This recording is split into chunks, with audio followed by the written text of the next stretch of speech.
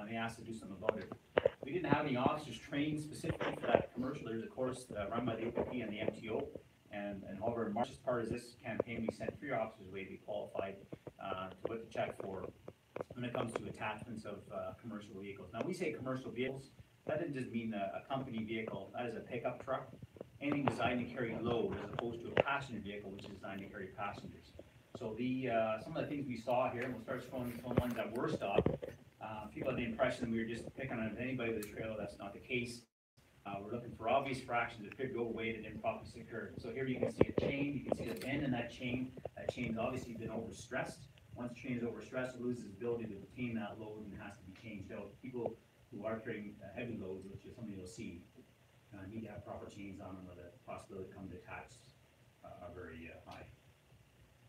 In this case, you see a commercial truck that was stopped. You look at the top there. That device is designed to keep the load in the dump box.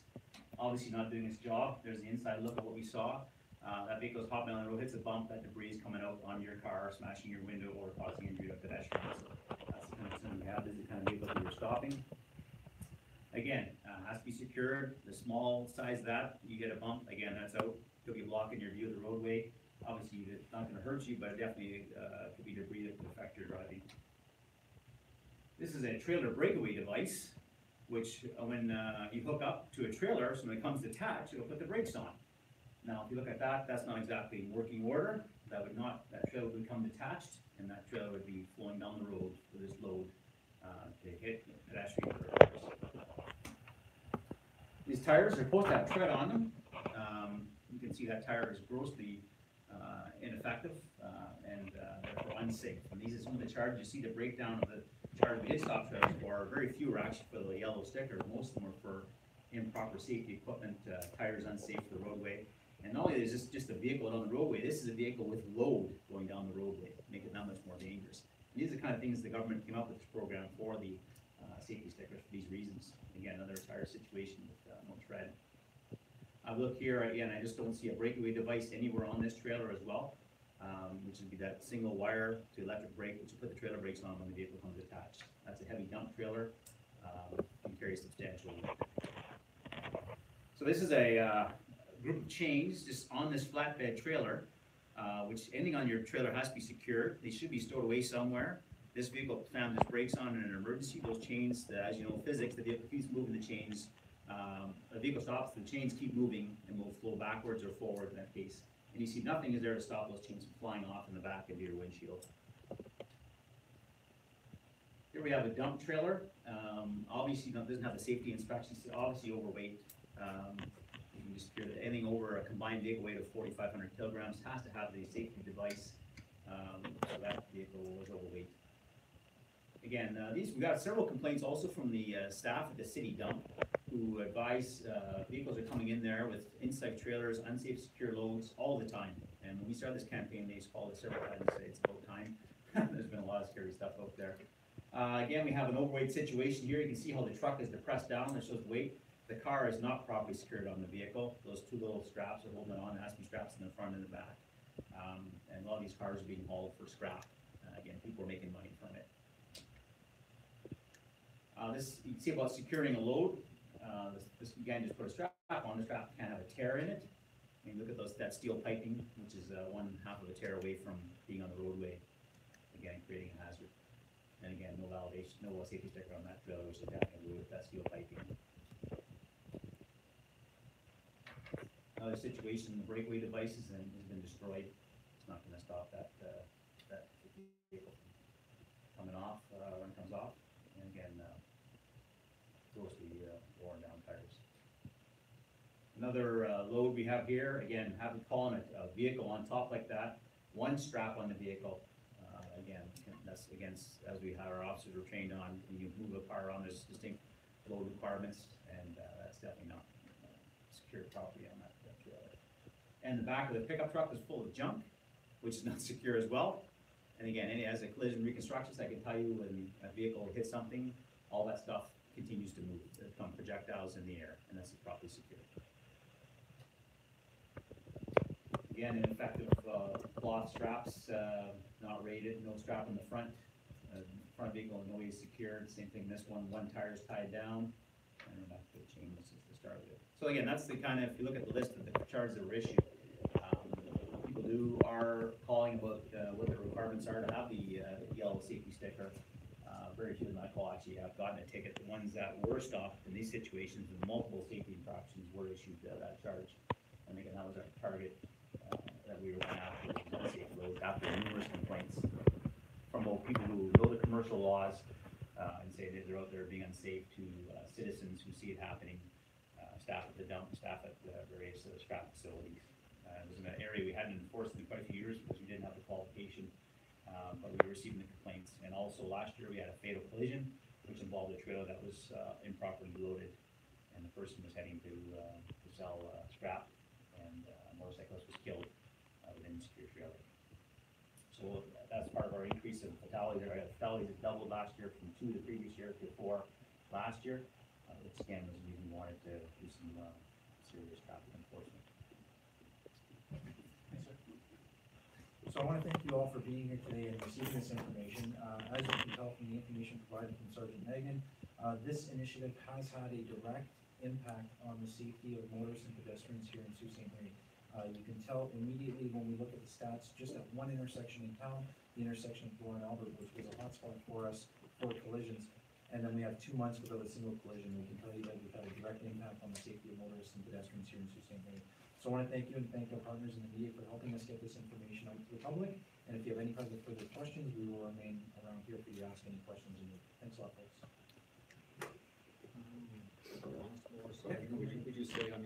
Would you say, throughout the course?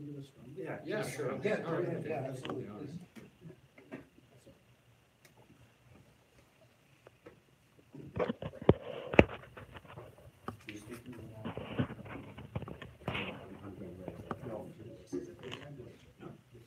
So that means you're talking as well, because I need 2 voices. Yeah. Alright, I'll let them scrum, Ray, and I'll talk to you.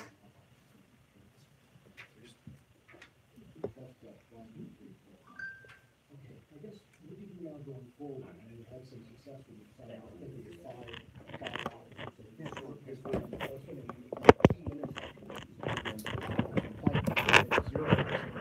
So when are we going forward? Do we keep those 5? Yeah, actually, not the 5. The 5 have been, 3 of them have reassigned back their patrol duties. Summer is our busy time for us on patrol with summer leave and again the warmer weather. So they've been assigned back to patrol. They'll still carry on doing enforcement there. They won't be able to do it full time. But there is a plan to start a new unit in the fall, which will target various concerning issues around the service as a whole. And that's my understanding is that they're going to be doing targeted traffic enforcement as part of their mandate as well. So that's the way forward at this point, because it is to assign 3 officers from patrol is manpower intensive. But it was the first time we tried it. It obviously was a success. I'll leave it up for the senior command as to what's going to happen in the future. I know for the summer it's going to be just the officers on patrol and the 2 officers left in traffic doing the enforcement. There won't be as much of it out there as it was, but the patrol officers always obviously looking for traffic infraction. So that teams, I mean, I guess what it will look like, that's still to be decided. Exactly, it's very initial stages, but there are going to be, I know for a fact, that we'll be targeting various police complaints that come into us involving, break-ins to cars, and traffic enforcement will be one of their responsibilities as well, to assist with special project issues. Talk to me a little bit then on this whole 3-month enforcement that Yeah. was like from February. Talk to me a little bit about how that went, what you're kind of, you just finished as well, talking about, unsafe loads, Yeah. trailers. That was a key thing, if you want to focus on that. Yeah, well, obviously, they started off with, like I said, the collision increase, and collisions are a lot of them happening at intersections, and so we decided to, and then the intersection in the media obviously was the one at Bloor and Albert, which became our #1. We get a list every year of our worst intersections in town. For most years, it's been one right here, right north of the second line, because it's a busy intersection in town. most traffic in there.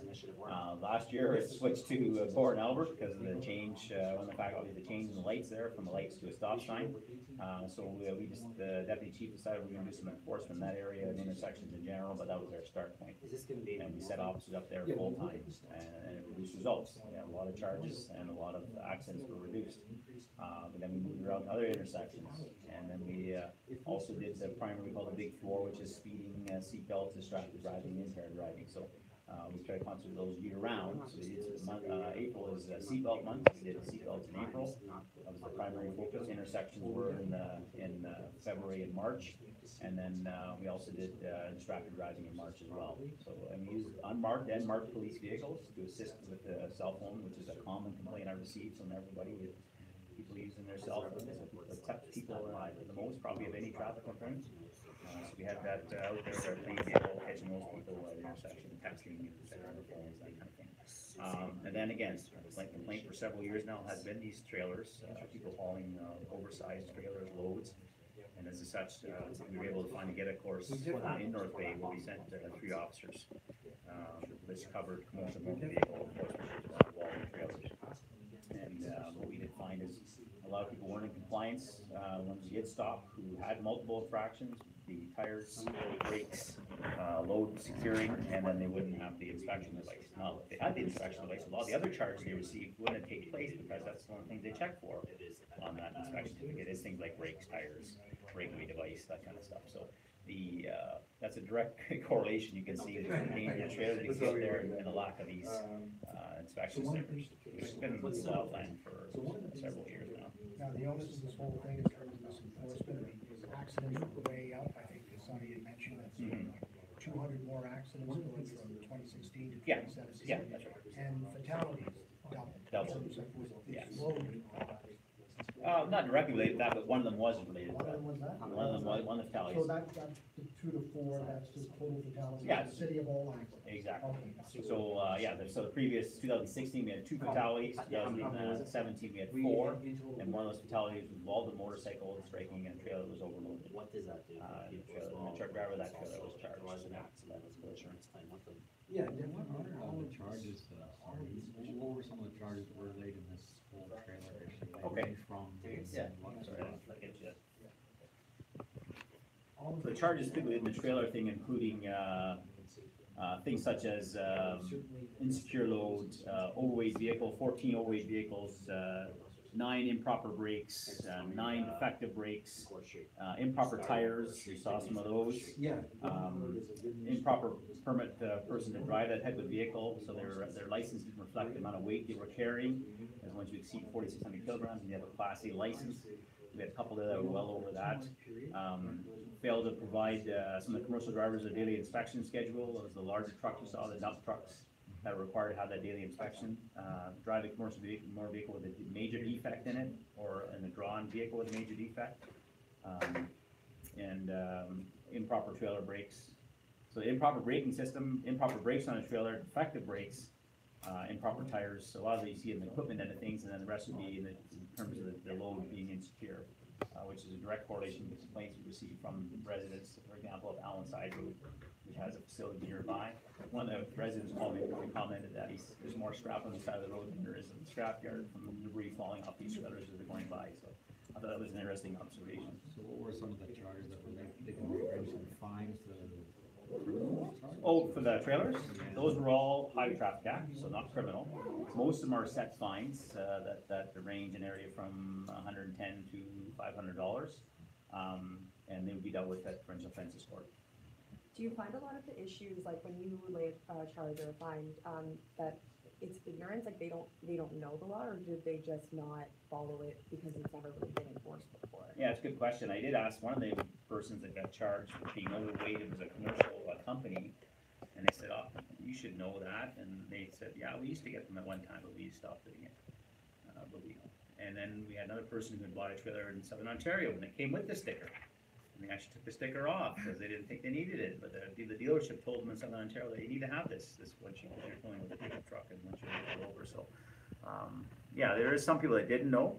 And, but a lot of them, when it comes to things like, that's their excuse again, for that little yellow certificate, what's your excuse to no brakes and Yeah. hook up? So, they always say it's not the police's job, obviously, to let you know every part of the law.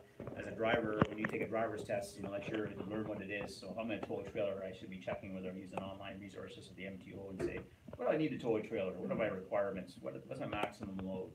It's all on the website, and people call me and ask me, I try to answer the questions, but I always tell them the best spot to go is the MTO's website. It's very informative, it's up to date, and there's a lot of information there. If you have access to the internet, I'll always ready to answer questions as well.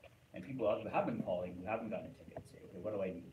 So then, by you enforcing it more, it's kind of deterring future, because people are seeing and that that- people are actually getting, Yeah, and that's what I think there's some belief that we had written 1,000 charges, and that's just that word of mouth getting out there, Yeah. and everybody that called me had asked, did you get a ticket? Well, no, but I heard about somebody who heard about somebody who got a ticket, and then, yeah, the word of mouth definitely got out there. So I think we're gonna see a lot more compliance. I've heard from the dealers themselves who do the work. And some dealers were already providing the sticker beforehand, some weren't, but I think you're gonna see more compliance, which will, again, make our roadways safer. There's no doubt about it. These vehicles are inspected, you won't get these bad tires or bad chain hookup, if they have that certificate every year. Do you know what specifically the problem was with the trucker that lost the steel coil, what the issue was there? My understanding, obviously MTO did that part of the investigation, and there has been a charge related to the load.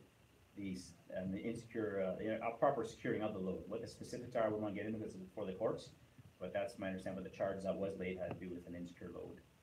Out of all the things you observed during this 3-month initiative, Sergeant, would you say there's one big outstanding problem that came to the police's attention, or is it a variety of things? I think for a while, intersections have been our problem, and it just, again, because it has time to set up an intersection, do proper enforcement.